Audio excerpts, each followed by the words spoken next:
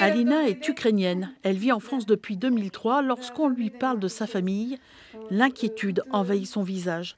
Elle ne supporte pas le climat de guerre qui règne en Ukraine. Elle appelle tous les jours sa mère et son frère. Ils vivent à 600 km au sud-est de Kiev.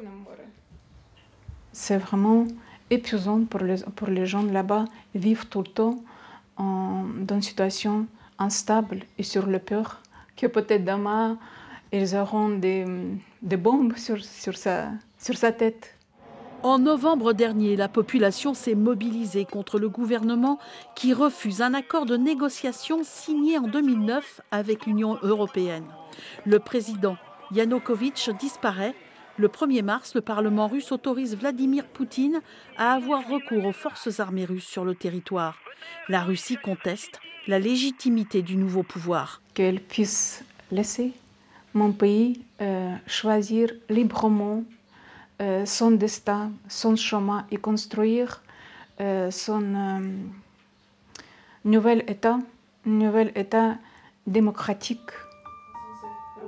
J'aime beaucoup la Russie, mais ça n'empêche pas que la Russie, c'est un pays et l'Ukraine, c'est autre pays. Il y a des règles, il y a des frontières et il y a de respect. Alina dénonce un pays gangréné par la corruption qui sera difficile à reconstruire. Même sans la Russie, on aura beaucoup de problèmes et beaucoup de travail. Ce qui est plus important et ce qui est réveillé ce mouvement révolutionnaire, on dit, à partir du mois de novembre en Ukraine, c'est l'état corruption.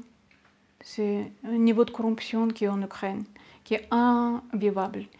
Quoi qu'il arrive, Alina a déjà pris 4 billets pour se rendre avec ses enfants et son mari en Ukraine, car leur absence pendant les vacances serait vécue par sa famille comme une autre catastrophe. Elle se tient debout.